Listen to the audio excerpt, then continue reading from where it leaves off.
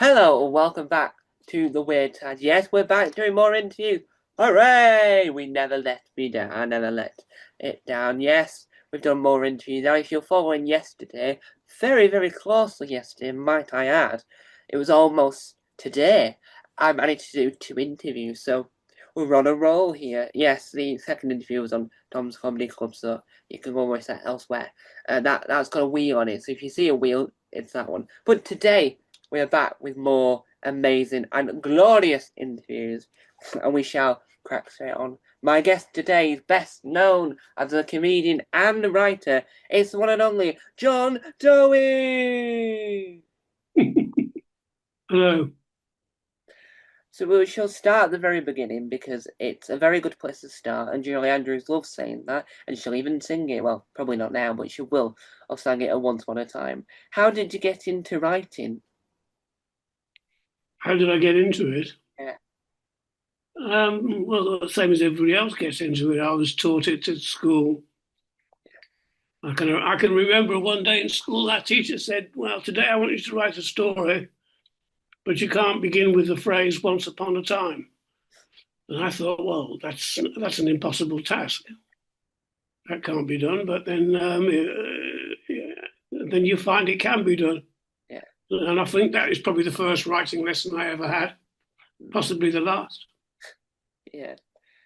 And because of you working in comedy, do you think that helps you when you come to write books because you know how to make sure that the book's serious in places but also comical in places? No, I don't think so. I don't think being in comedy helps write anything Mm. at all, particularly. I mean, I didn't find anything help. It's a different medium, so you have to have a different head on, don't you? Yeah, yeah. And one of the things that you've worked on that I think that works both well in physical form and then works really well in audio form because audio works well with most things. It turns out. What was it like working on Dogman? The play. Yeah. Oh, I enjoyed every single second of Dogman. Mm. It remains that I mean the children's show remains my most favourite thing I've ever done. Yeah, yeah. And do you think that working on that helped inspire your love for writing even more because you've wrote something that other people enjoy as well? Um, it's hard to say that. I mean, the thing I learned from Dogman is that you don't have to be the most important person on a stage to make a stage thing successful or work well. Yeah, And I think, well, when you start writing, I mean, you're still the centre stage, but maybe you need to broaden your appeal somewhat. yeah. And one of the other things you've worked on that I think is really interesting is what was the process like writing the book Freewheeling? Well, again, it was quite an interesting experience because I'd never done anything like that before, but I had the idea in my head because I was going on a lot of bike rides. Mm. And I had the idea in my head that it would be nice to have a book which functioned like a bicycle ride, in that you are going physically from place to place by either turning a page or turning a pedal. But at the same time, your mind is going in other directions. Yeah, So if you're on a really successful bike ride, you're perfectly safe and you know what you're doing, you know where you're going, but your mind could be a million miles away thinking of, because you enter a Zen state perhaps when you're cycling. yeah, So the idea with the freewheeling book was to have a similar experience for the reader. We are going on a trip to the Hook of Holland on a boat. But while we're on the boat going to the Hook of Holland, we are thinking about something else entirely different. yeah. And do you think that shows that there's like there's a need in that space for that type of work because a lot of people enjoy watching travel things and reading about travel things, but do you think having it in a new format helps to make sure not just the readers enjoy it, but also it helps to show that the format can be refreshed? Well, I'd be very impressed if I'd thought for one single second I'd refreshed the format. I just, I just think I just applied myself to it the way I would. It was natural for me to apply myself. Yeah. And and do you think that it also gives you some? It also helps because you've got a passion for cycling and you've got a passion for writing things. Do you think that that sort of helps to make sure that the book never becomes stale because you know that it comes from the heart rather than from a necessary need to write it? Well, I don't know. I mean, I think the only thing that stops me the book becoming stale was me thinking, oh, the book's becoming stale now. I better put something in that's diverting. Yeah, yeah. And for anyone that's watching this, what advice would you? Optimism of the highest order. Yeah. What advice would you give someone that would want to start thinking about writing a book? What advice would you give them for Sit, writing a book, but writing in general as well? sit at the typewriter or whatever it is you write on and continue sitting there until you've written something. I mean, somebody, it wasn't me, I can't remember who said it. Somebody said, oh, it's Ian Foster, I believe, who said that writing isn't difficult. You just look at a piece of paper till your head bleeds. Yeah, And a lot of people, me included, would rather do anything but stare at a piece of paper or a blank screen until our head bleeds. But that is what writing is mostly, I think. There are times when you get carried away, mm, not by men in white coats, by ideas. yeah, And you think, oh, wow, this is going really well. And then you'll find the words flowing. And other times you just sit there. I had a friend, well, I still have him as a friend, but he told me he spent 40 minutes trying to think of a punchline to a joke. yeah, But when he got it, it was a very good punchline, but it did take a long time for him to get there. yeah, yeah. And are you the type of person that sits there for hours and hours and hours on end writing, or are you the type of person that spends like an hour or like 20 minutes writing a day? Well, I haven't been doing it lately because I've been procrastinating. But when I did do it, I would probably put aside 2 or 3 hours a day.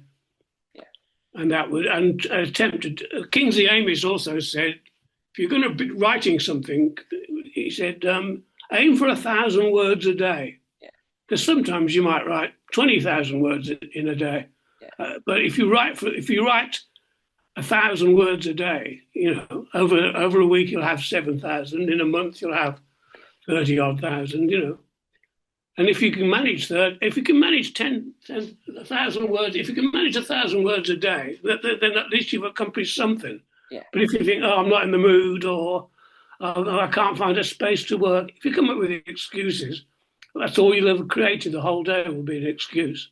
yeah, yeah. And do you think that when you like go to publish the book, do you think having the deadline helps you to also work out what you need to do to make sure you get the book done? Do you think the deadline helps? Well, I don't know because I've never had to work to a deadline. I mean, when I was writing my books, the 2 books I had published recently, when I was writing those, I mean, I was just writing them. Yeah, And there wasn't any publishing deal in place. yeah, I used to write a bit for radio, and there'd be a sort of deadline then, but nobody cared. and It's only radio. Who cares if we make the deadline or not? No one's going to be listening. and one of the things you've appeared on is seemed as heralded as one of the greats. What would it like appearing on Des O'Connor tonight? I see a little bit of a needle here, is there, Sir Tom? A little bit of needling me, is it? I tell you one thing is that Des O'Connor was a really nice man. Yeah, And he said to me, I mean, I was the reason I was on the show. I asked my agent at the time because I got like 2 days' notice. Why am I doing this show? And he said, because somebody has dropped out. But Des O'Connor was a real nice guy. I mean, I wasn't particularly very good on his program, but you know, I can't be good at everything or anything. yeah. And do you think that having that platform to show the world your material, do you think that's a good thing? Not Now, in my case. Not in my case. I showed the world what material I got, and the world said, well, they're not buying any today. Thank you very much. yeah. And why do you think that there's not as many of those type of shows on TV anymore? Because TV has spent all its money. All TV can afford to do now is send comedians on holiday with their mates. I mean, there's hardly any sketch shows anymore, have you noticed? Yeah, Because they're so expensive. yeah, It's so expensive. and people can't. TV people can't afford them. So all they can afford is shows where comedians go on holiday, or shows where comedians ask members of the audience questions in the hope of winning a prize. yeah, Or is it? Oh, actually, not even a prize, is it? It's just money. yeah. Well, And well, you know, everyone trying to win money with a program hosted by a comedian, failing to notice that the comedian is making more money doing the program than they hope to win. yeah, and I think that sketch shows are limited. The thing I notice is that the BBC Alba and BBC Scotland and some other various channels do a lot of not do quite a variety of sketch shows. Like there's a sketch that's really weird where Donald Trump speaks Gaelic because his brother lives in Scotland. Okay. And I think that's an odd sketch because it makes him even funnier because who would have thought that an idea of making Donald Trump Scottish? Yes. I I wouldn't have thought of that. And do you think that because it's like expensive to do them, do you think that that's why the radio comedy is still like there's still a lot more radio comedy than there is on TV? Well, obviously, radio comedy doesn't cost anything, does it? Yeah, But I don't really know. I don't listen to the radio very much, or in fact, hardly at all. yeah, And I don't really have a massive amount of interest in comedy as a genre anyway at the moment. yeah. And one of the things you worked on in your career was brilliant. But what was your experience like on working on Hello Mum? Oh, well, I mean, I didn't really do anything on that. I think I just chucked in a couple of sketches. Yeah, I don't think I had much more to do with it than that. yeah. And with writing, do you think that writing's become more popular because of the evolution of audiobooks, or do you think that writing's become popular because we, as a country and as a world, really, we still have some excellent writers? I don't know if it's changed that much, has it? Well, I feel like you'd see more people talking about books than they've ever done in my life. Maybe that's because you're noticing it more. Yeah, I don't know if that, I mean, obviously, there's more books are available in more forms now than there used to be because you've got audio books and you've got Kindle readers. And a lot more people are doing self-publishing now, I think, but I'm not sure. But I mean, overall, I wouldn't have thought we're producing great writers compared to what we used to produce. yeah. And do you think that audiobooks are Other than myself, I hasten to add. yeah? And do you think that audiobooks are a good way to showcase the medium of books, but also to be able to adapt the medium to add new elements to make it a unique experience? Maybe. I don't know. You think about these things much more than I do. Yeah. You should tell me what you think. Well, yeah, because you get like certain audiobooks that have like music in it, or like so like Peter Kay's books. You might mention a program and you'll hear a snippet of the Okay. program, and I think that utilizes some like it makes the book come to life more because instead of just reading the words and then have the image in your head of what it was, you can have a listen to that segment to then remind yourself of the scenario that's taken. Yeah. Well, I've never actually listened to an audiobook, so this is all news to me. But I would say I'd find that rather irritating because I can do the work myself. You know, if someone talks about a television program, Yeah, I can imagine the program for myself. I mean, I don't know. Yeah, somebody once wrote a book called Four Arguments for the Elimination of Television. And one of the arguments for the elimination of television was that if you read a book, mm, you will perceive the character in your own imagination. If you watch a televised version of the book, your own image has gone yeah, and been replaced by the television version. yeah, Which is a very good reason not to watch televised versions of your favourite books. yeah. And are you the type of person that when that would watch yourself back, or are you the type of person that would not ever watch anything you were ever on and just run away from the hills? Well, instinctively the second, Yeah, but every now and then, although I don't perform anymore, when I used to perform, I would watch. yeah, Sometimes I liked it. yeah. And do you think watching yourself back helps you improve your skill, or do you think that it sort of hinders it because you become too hypocritical on the way you performed? I would say the second, Yeah, for me personally. But I mean, once you get on stage and start performing, you don't. I mean, you do forget about anything that might be problematical, and just focus on what you're doing at the time. Yeah. And have you got any upcoming projects that you're excited for people to see, hear, or read? The only thing that I'm concerned about at the moment is that my most recent book is called Before I Go, Yeah. and it's published by what a man who calls himself a macro publisher. Yeah. And the idea is you don't have a publishing date, and then the book comes out and it's reviewed and it goes out, and that's the end of it. This is the book, and it will sell in small numbers, but we hope it'll sell consistently. Yeah. So I would, but the only thing I'm interested in flogging at the moment is that, Yeah. in terms of hoping to find an audience for something. That and the previous book, which you mentioned, Free Willing. Yeah.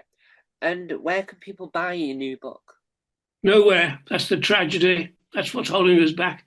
You can buy it on online by going Google John Dowie before I go, and you'll be taken to the publisher's website. Yeah. And what's the book about? It's about me and my wonderfulness, and but it's about lots of little things all knitted together. But it's about my childhood, my relationship with my parents, my relationship with my children, some stuff about my comedy career, and some musings of a philosophical nature. Yeah. Notice I couldn't say the word philosophical. I can't say it, but I claim to be able to muse. Yeah. Yeah. And do you think that that's important to do, because then you've got it's written in the archives, and then it's there to live on forever? Well, I'd rather live on forever myself, but I mean, like Woody Allen remarked once. He said, "I don't want to be immortal through my words. I want to be immortal through not dying." Yeah. I wrote it. I made a large part of the motivation for writing it was for my kids to not read it, which they won't do. They're cruel, hard people. They won't read it. Yeah. And so, for anyone that's got to this point in the interview and are really interested, really still watching, what advice would you give someone who wants to try and get into the world of performing? Do it. That's the only advice I've got. Do it. Do it in as many ways as you possibly can. Yeah. I mean, I don't know how you become a performer nowadays because it's not my. I'm too old for that now. Yeah. But I mean, there are plenty of ways to find out. Well, you're doing something. Yeah. So just do as much as you possibly can, and do it to the best of your ability. And don't complain when things go wrong. Things will always go wrong. Yeah. And so there we have it. Do we have it there? Another lovely interview. Oh, you say that. Yes. Thank you for letting me interview you.